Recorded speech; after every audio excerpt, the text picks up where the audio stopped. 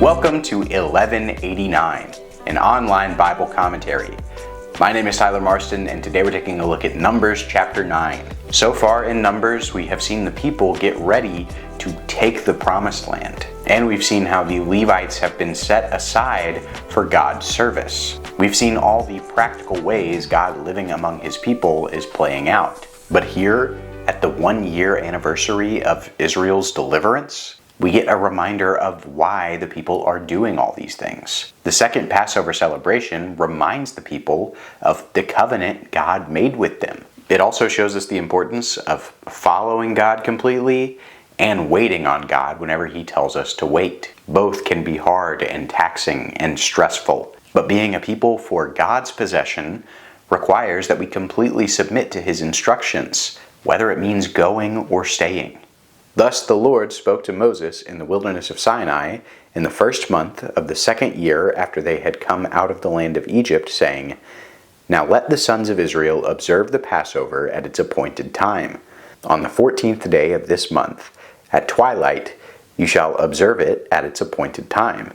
You shall observe it according to all its statutes and according to all its ordinances." So Moses told the sons of Israel to observe the Passover. They observed the Passover in the first month, on the 14th day of the month, at twilight in the wilderness of Sinai, according to all that the Lord had commanded Moses, so the sons of Israel did. It has been 1 whole year since the Israelites' liberation from their slavery to Egypt, and they mark this important anniversary by recreating the Passover meal that set them free, just as Exodus 12 said that they would do every year. They take the same kind of lamb, they sacrifice it in the same kind of way, they spread the blood on their doorposts, or in this case they do it on their tent poles, they eat unleavened bread for the whole week after, etc., etc. And they do all this even though there's no active threat from Pharaoh or from God's plague. This holiday should be an annual act of remembrance, reminding the people who they are, chosen by God and freed from oppression. And it should remind them whose they are.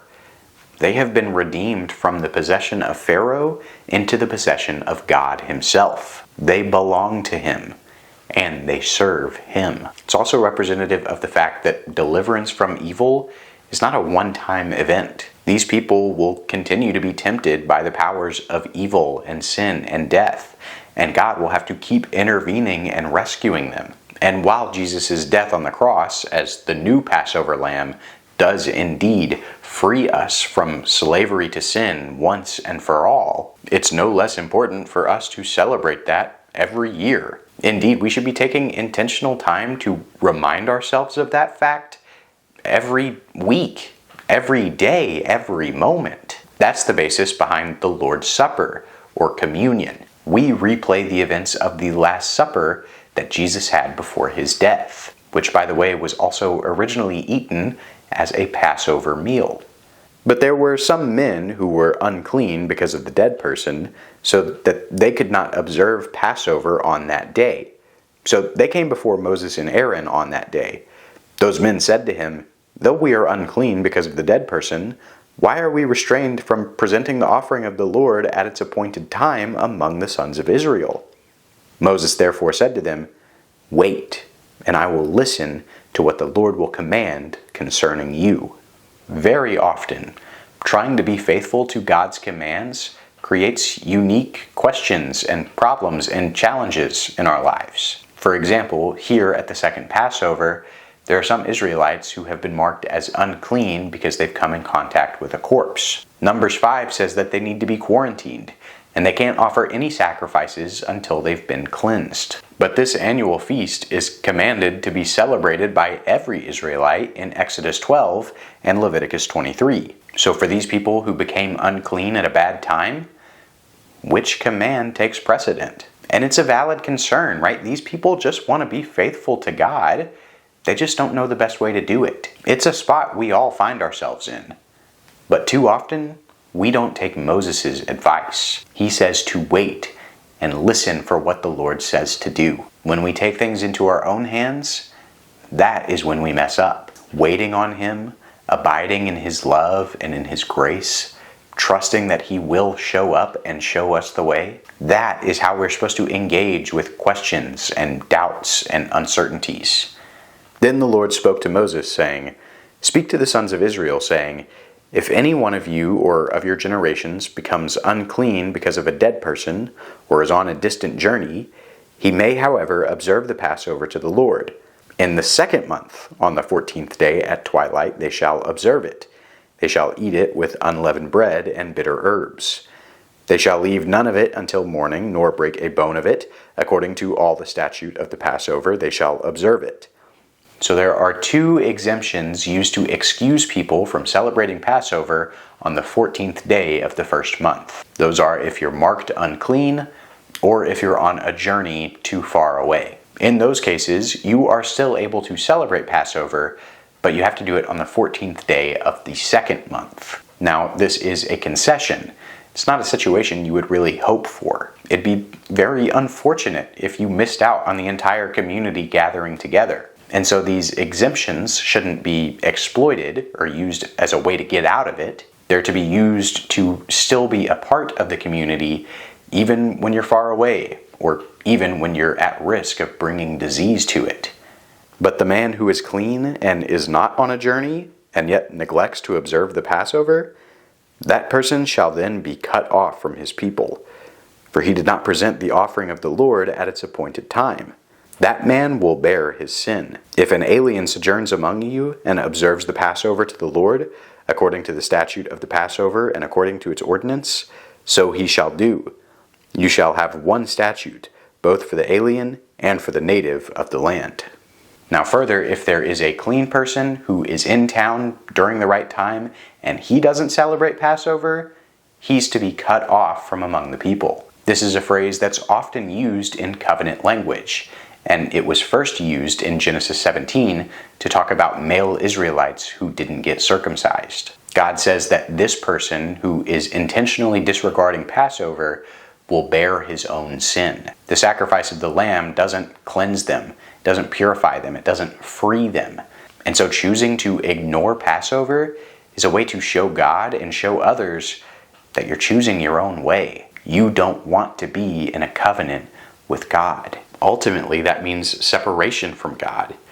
And separation from God means death, because God is the only source of life. And this is the same sin people commit today when they intentionally ignore and disregard Jesus and his sacrificial death and resurrection. But after that, just as in Exodus 12 and Leviticus 24, God commands that this standard be followed by biological Israelites and foreigners alike. Being a part of God's people, it's not about genetics, it's about covenant. It's a covenant that Israelites can exclude themselves from.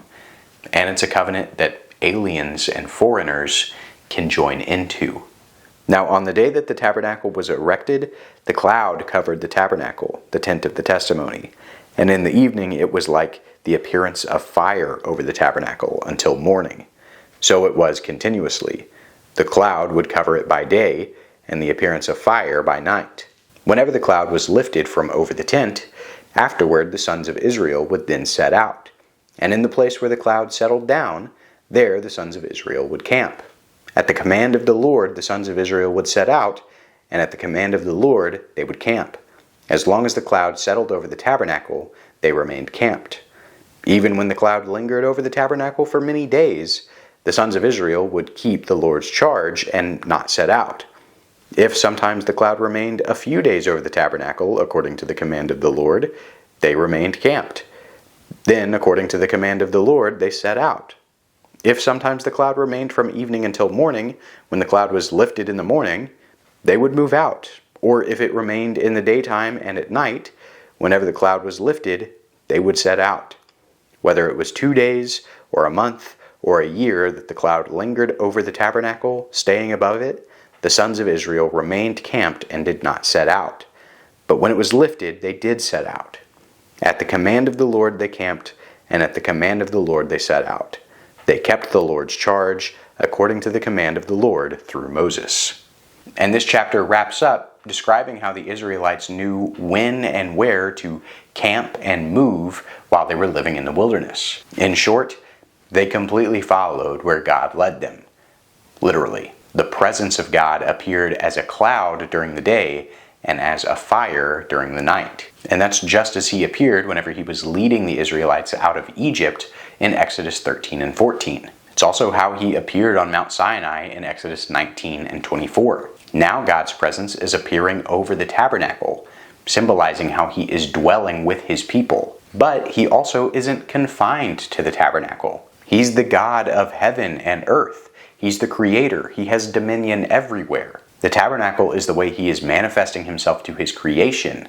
But when he wants to move, he'll move. And when he wants to stay, he'll stay. What's important is that the Israelites follow him 100%. Sometimes they'll stay in one place for a week, or a month, or a year. Sometimes they'll camp in one spot for the night and move out in the morning. But if they aren't following God, they're not going to be successful. Moses knows this, and so we will watch as he leads the people, encouraging them to listen to and follow the Lord as he moves. But as Numbers unfolds, we will also see how the people disobey God and the consequences that follow. But for right now, this chapter focuses on the importance of waiting on God and following him completely. The Israelites will celebrate Passover every year at God's command, to remind themselves of how they are a people chosen to be in a covenant with him. Through Jesus, the fulfillment of that Passover, we have been adopted into that covenant. And this encourages us to have no fear wherever he leads us to go.